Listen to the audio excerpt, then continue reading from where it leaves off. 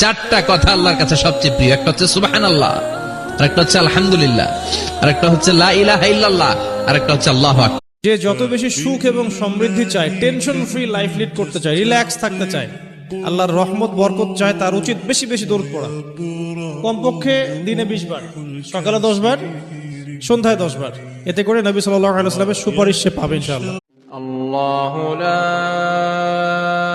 ইলাহা ইল্লা হুয়াল হাইয়ুল কাইয়্যুম লা তাখুযুহু সিনাতুন ওয়া লা নাওম লাহু মা ফিস সামাওয়াতি ওয়া মা ফিল আরদি মান যাল্লাযী ইয়াশফা'ু 'ইনদাহু ইল্লা বিইذনিহি يعلم ما بين أيديهم وما خلفهم ولا يحيطون